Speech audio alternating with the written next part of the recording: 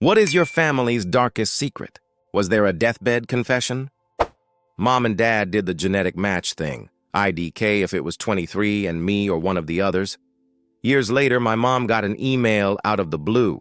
A young woman said she'd grown up in foster care after having never known her dad and being taken from her drug-addicted mom. She was now happily married with 2 daughters of her own and wanted to find her dad, so she did the same service and got a near match in my mom. I don't recall the deals, but basically her dad had to be a nephew of my mom or something close to that. Well, there was only one male in my mom's family that was the right age. Deciding what it wasn't her secret to keep, my mom told the woman about her nephew, my cousin. Turns out that while he was engaged to his current wife, he'd been banging this other woman. It eventually came out that he had known he'd gotten her pregnant. It wasn't a one-night stand, and had immediately bailed. He refuses to this day to acknowledge her. His wife stood by him. But the real kicker? About a year after the revelation, the cousin's daughter got married.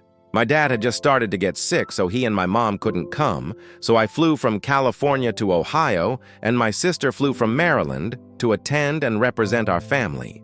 You know how traditionally you invite out-of-town relatives to attend things like the rehearsal dinner? Yeah, we were basically persona non grata because my dear cousin and his wife were absolutely terrified we'd reveal their big secret, which they were keeping from their kids.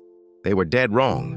We'd both agreed that we weren't going to be those kinds of assholes who ruin this other person's wedding, but of course there couldn't be an actual discussion about it. Fast forward another few years, and the daughter who had gotten married calls my mom. She and my mom had always been close, but she was absolutely livid because she had just found out about this other person out there claiming to be her half-sister, and that my mom had apparently been the one to start the rumors about her dad.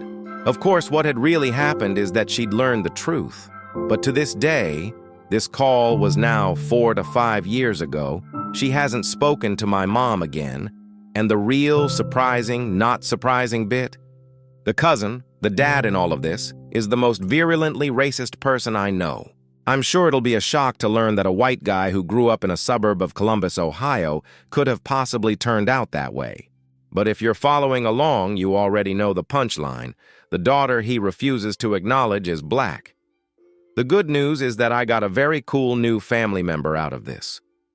She's awesome, way better than any of the kids my cousin had a hand in raising. And she has a daughter who is precisely, to the day, the same age as my son.